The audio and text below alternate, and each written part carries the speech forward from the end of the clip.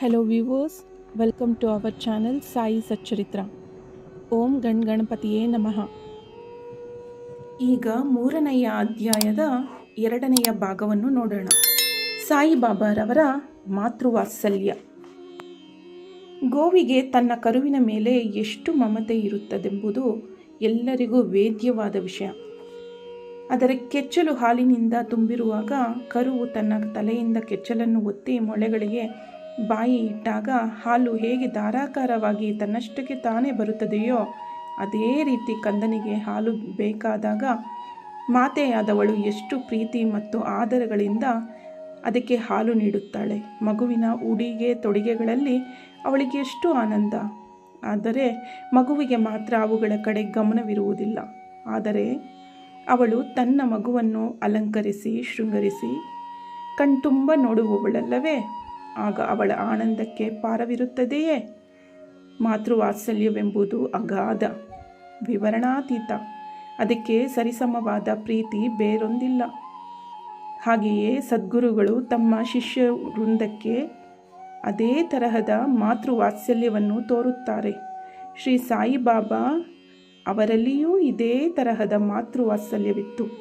ಉದಾಹರಣೆಗಾಗಿ, ನಾನು 1918ರಲ್ಲಿ ಸರ್ಕಾರಿ ಕೆಲಸದಿಂದ ನಿವೃತ್ತನಾದೆ. ನನಗೆ ಬರುತ್ತಿದ್ದ ವಿರಾಮ ವೇತನದಿಂದ ಸಂಸಾರ ನಿರ್ವಹಣೆ ಕಷ್ಟವಾಗಿತ್ತು. ಅಂದು ಗುರುಪೌರ್ಣಿಮೆ, ಆಷಾಢದ 15ನೇ ದಿನ.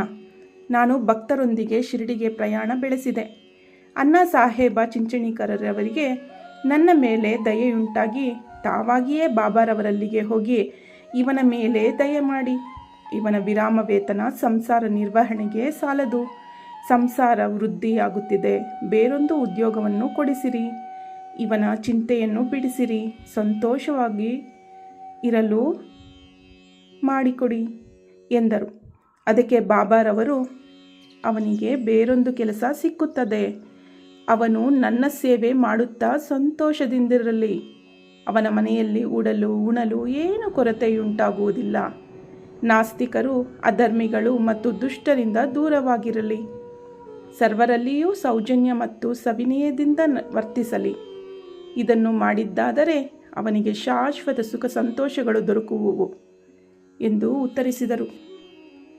ರೋಹಿಲಾ, ಎತ್ತರವಾದ ದೃಢಕಾಯನಾದ ರೋಹಿಲಾ ಎಂಬುವನು ಸಾಯಿಬಾಬಾರವರಿಂದ ಆಕರ್ಷಿಸಲ್ಪಟ್ಟು ಶಿರಡಿಗೆ ಬಂದು ನೆಲೆಸಿದ್ದನು. ಅವನು ಪ್ರತಿದಿನವೂ ರಾತ್ರಿ ಕುರಾನ್ ಪವಿತ್ರ ಗ್ರಂಥವನ್ನು ಜೋರಾಗಿ ಕರ್ಕಶ ಧ್ವನಿಯಲ್ಲಿ ಹಾಡುತ್ತಿದ್ದನು ಮತ್ತು ಅಲ್ಲಾಹು ಅಕ್ಬರ್ ಎಂದು ಜೋರಾಗಿ ಕೂಗಿಕೊಳ್ಳುತ್ತಿದ್ದನು. ಶಿರಡಿಯ ಜನರಿಗೆ ಹಗಲಿನಲ್ಲಿ ಬೇಸತ್ತು ರಾತ್ರಿಗೆ ಮನೆಗೆ ಬಂದು ಕುಳಿತಾಗ ಇವನ ಕರ್ಕಶ ಧ್ವನಿಯಿಂದ ಬೇಜಾರಾಗುತ್ತಿತ್ತು. ಇದರಿಂದಾಗಿ ರಾತ್ರಿ ನಿದ್ದೆಗೂ ಅವಕಾಶವಿಲ್ಲದೆ ತೊಂದರೆಯಿಂದಿದ್ದರು. ಸ್ವಲ್ಪ ದಿನ ತಾಳ್ಮೆಯಿಂದಿದ್ದರು.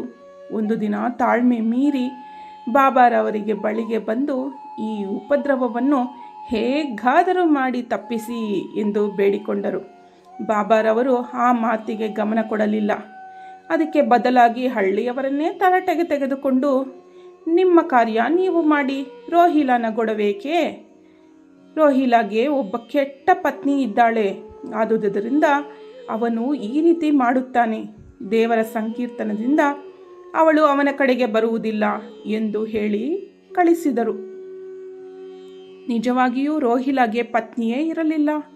ಬಾಬಾರವರು ಪ್ರಸ್ತಾಪಿಸಿದ ರೋಹಿಲಾನ ಪತ್ನಿ ದುರ್ಬುದ್ಧಿ, ಕೆಟ್ಟ ಯೋಚನೆಗಳು. ಬಾಬಾರವರಿಗೆ ದೇವರ ನಾಮ ಸಂಕೀರ್ತನವು ಪ್ರಿಯವೆನಿಸುವುದರಿಂದ ರೋಹಿಲಾನನ್ನು ರಕ್ಷಿಸಿದರು. ಬಾಬಾರವರ ಅಮೃತ ವಚನಗಳು. ಒಂದು ದಿನ ಶ್ರೀ ಬಾಬಾರವರು ಮಧ್ಯಾಹ್ನದ ಆರತಿ ಸಮಯದಲ್ಲಿ ಭಕ್ತರಿಗೆ ಈ ಕೆಳಗಿನ ಹಿತವಚನಗಳನ್ನು ನೀಡಿದರು. ನೀವು ಎಲ್ಲಿಯೇ ಇರಿ, ಏನೇ ಮಾಡುತ್ತೀರಿ, ನೀವು ಮಾಡುವ ಪ್ರತಿಯೊಂದು ಕೆಲಸವನ್ನು ನಾನು ಬಲ್ಲೆನೆಂಬುದನ್ನು ಜ್ಞಾಪಕದಲ್ಲಿಡಿ. ನಾನು ಸರ್ವರ ಹೃದಯದಲ್ಲಿಯೂ ಅಡಗಿರುತ್ತೇನೆ. ನಾನು ಪ್ರಪಂಚದಲ್ಲಿನ ಸಮಸ್ತ ಸಚರಾಚರಗಳಲ್ಲಿಯೂ ಆವರಿಸುತ್ತೇನೆ. ನಾನೇ ಪ್ರಪಂಚದ ಸಮಸ್ತ ವಸ್ತುಗಳ ಮೂಲ ಸ್ಥಾನ, ತ್ರಿಗುಣಗಳ ಸಮ್ಮಿಲನ, ಸರ್ವ ವಸ್ತುಗಳ ಸೂತ್ರಧಾರಿ. ನಾನೇ ಸೃಷ್ಟಿಕರ್ತ, ರಕ್ಷಸ, ವಿನಾಶಕಾರ, ಯಾರು ತಮ್ಮ ಭಕ್ತಿಯನ್ನು ನನ್ನಲ್ಲಿಡುತ್ತಾರೆಯೋ ಅವರಿಗೆ ಯಾವುದರಿಂದಲೂ ತೊಂದರೆಯುಂಟಾಗುವುದಿಲ್ಲ. ಯಾರು ನನ್ನನ್ನು ಮರೆಯುತ್ತಾರೆಯೋ ಅವರನ್ನು ಮಾಯೆ ಕವಿಯುತ್ತದೆ. ಸಣ್ಣ ಇರುವೆ ಕಣ್ಣಿಗೆ ಕಾಣಿಸುವ ಸಚರಾಚರ ಪದಾರ್ಥಗಳು ಮತ್ತು ಸಕಲ ಜೀವರಾಶಿಗಳೆಲ್ಲವೂ ನನ್ನ ದೇಹ ಮತ್ತು ಸ್ವರೂಪ. ಇಂತಹ ಸೊಗಸಾದ ಮತ್ತು ಅಮೂಲ್ಯವಾದ ವಚನಗಳನ್ನು ಕೇಳಿದ ಕೂಡಲೇ ಗುರುವಿನ ಸೇವೆ ಮಾಡಲು ನಿರ್ಧರಿಸಿದೆ. ನನಗೆ ಬೇರೆ ಕೆಲಸ ಸಿಗುತ್ತದೆ ಎಂದು ಬಾಬಾರವರು ಹೇಳಿದ ಮಾತುಗಳನ್ನು ನನ್ನ ಜ್ಞಾಪಕದಲ್ಲಿ ಮರುಕಳಿಸಿ ಅದು ಯಾವಾಗ ಈಡೇರುವುದೋ ಎಂದು ಯೋಚಿಸತೊಡಗಿದೆ. ಮುಂದೆ ಬಾಬಾರವರ ಮಾತುಗಳು ನಿಜವಾದವು. ನಾನು ಸರ್ಕಾರಿ ಕೆಲಸ ಮುಂದುವರೆಸಿದೆ. ನಂತರ ನನ್ನ ಜೀವನವನ್ನು ಬಾಬಾರವರ ಸೇವೆಗೆ ಮೀಸಲು ಮಾಡಿದೆ. ವಾಚಕರಲ್ಲಿ ಒಂದು ಭಿನ್ನಹ, ಜಾಡ್ಯತನ, ನಿದ್ದೆ, ಚಂಚಲತೆ ಇವೇ ಮೊದಲಾದ ಅನೇಕ ತರಹದ ಆತಂಕಗಳನ್ನು ದೂರ ಮಾಡಿರಿ. ನಿಶ್ಚಲ ಚಿತ್ತದಿಂದ ಶ್ರೀ ಸಾಯಿಬಾಬಾರವರ ಕಥೆಗಳ ಕಡೆಗೆ ಗಮನವಿಡಿ ಮತ್ತು ಭಕ್ತಿಯ ರಹಸ್ಯವನ್ನು ತಿಳಿಯಿರಿ. ಇದು ನಿಮ್ಮ ಪಾಪ ಕರ್ಮಗಳನ್ನು ತೊಲಗಿಸಿ ಮುಕ್ತಿಯನ್ನು ದೊರಕಿಸುತ್ತದೆ. ಬಾಬಾರವರ ಸರ್ವರ ಹೃದಯದಲ್ಲಿಯೂ ಸಿಂಹಾಸನಸೀನರಾಗಲಿ.